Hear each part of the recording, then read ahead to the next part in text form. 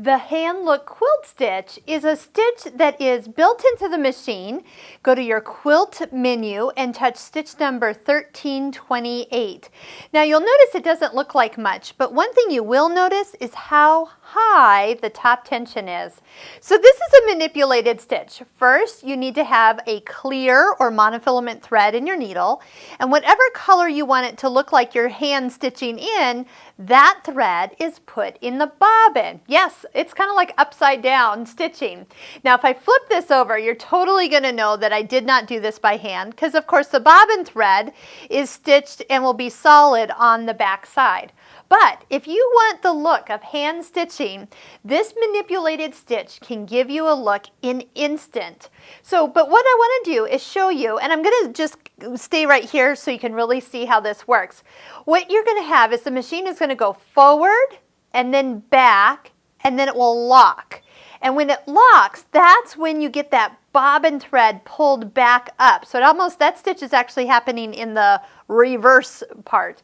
Then it's going to stitch forward once and then again. Now where it's stitched over again, that's where it looks like there's not stitching, but because it's clear thread, that is where the stitch disappears. And then it starts it again. Stitch forward, stitch back, a locking stitch, and go.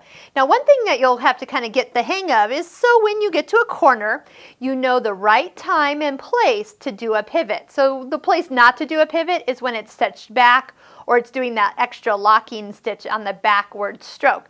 Go ahead and go forward and then pivot, or forward again before it starts its new stitch. So that just might take a little rhythm for you to actually gain to find where the Hand Look Quilt Stitch does the best. But it's kind of fun. You could use variegated thread, but I will have to say your batting choice, your thread you put in the bobbin can all be different looks, so you will need to play around with it to really get the look to work.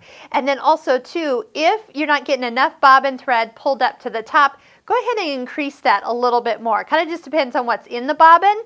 It might need, if it's a little thicker, it might need a little bit more help to get back up to the top side. So play around with this. Remember, it is a manipulated stitch, so depending on your combinations of fabric, batting, and thread, you might have to work a little bit to get the right look.